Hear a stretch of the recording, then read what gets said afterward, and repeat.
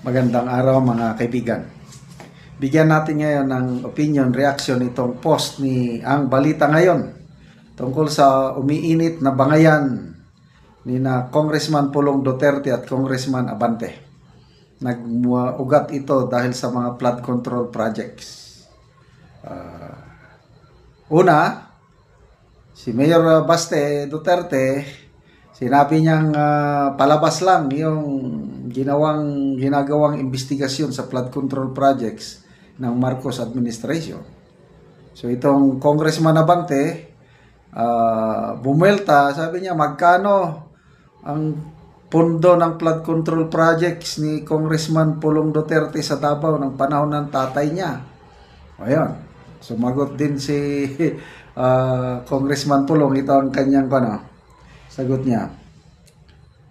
Kung gusto niyang malaman ang eksaktong datos, yung pondo ba sa DPWH, inuutos ko na magbigay ng opisyal na impormasyon ang DPWH district at regional offices. Yun. Pinagbigyan. Gusto mong malaman? Sige. Papadalhan ka namin ng datos. Magkano ang pondo sa aking distrito? Paano yun? Mariin ding sinabi ni Congressman Duterte na bawat Davaoenyo ay pwede ring humingi ng datos mula sa DPWH. Ayon kay Duterte, maayos ang implementasyon ng lahat ng pondo at proyekto. Wala namang nagbabagsakan ng mga flood control projects dito. Wala din mga ghost projects dito. So, hindi katulad sa Metro Manila, Bulacan, Batangas, Oriental Mindoro, Occidental Mindoro. Ang daming mga palpak ghost projects. Iloilo, mismo Pangulo na ang namamasyal, nag-i-inspect sa Benguet. Grabe. Okay. Tila hinikayat din si Abante na huwag ikumpara ang baha sa Davao at tiniyak na bawat piso ng pondo ay naipatupad ng tama. Kung may bahaman dito sa Davao, humuhupa din agad. Correct. Hindi tulad ng swimming pool ninyo sa lugar ninyo. Matagal humupa. Hindi rin nakalimutan ang kontrobersya kay Abante tungkol sa kanyang posisyon sa Kongreso. Ito na, matinding banat. Saan ba ito? Dalaya. So ito ang tanong. Ito ang tanong ni Congressman Pulong. Dapat ba tawagin siyang congressman kung hindi siya nanalo sa boto sa kanyang distrito?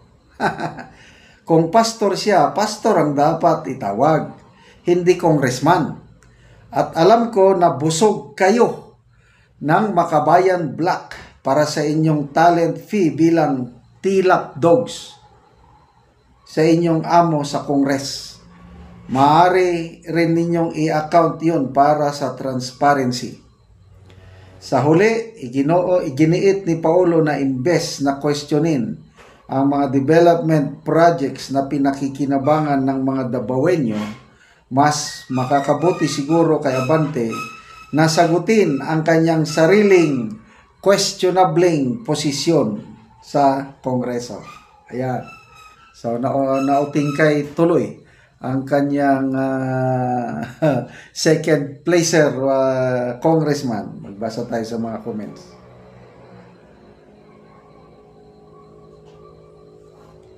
Ben Paking, ayan na si Pulong, nagalit na sa mga maiipal na talunan. Jose Sortida, well said, the true congressman.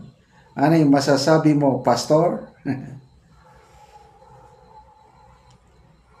Paul Borja Castaño, first runner-up, congressman. Clemente Lolo Jr., umatras ka na, Abante. Cesar Janopol, yes, pastor, tawag sa kanya. Mayroong Meron akong nabasang post sa kalimutan ko na. Sabi niya, ako, Baptist ako. Kasi Baptist itong si Congressman Abante. Ako, Baptist ako, kailang nandidiri ako sa Congressman Abante na yan. Kailan ba yung nung 19th Congress na nung tinawag nila si Tatay Digong sa Congress, investigasyon sa war on drugs. Nako, ibinuiboy niya ng pagiging bishop niya, ibinuiboy niya na yung mga tulong niya kay PRRD. Nakakatawa yung mga ganong birada. So, anyway, mainit na usapin, flood control projects, at ako bilang taga Mindanao, saksi ako sa pagdating sa infrastruktura sa Davao. Wala ka talagang makita doon na mga substandard. At saka walang EPAL. Wala yung mga karatula na project of Congressman so and so. Wala. Kakaiba talaga ang Davao. Ayaw nila yung ganun.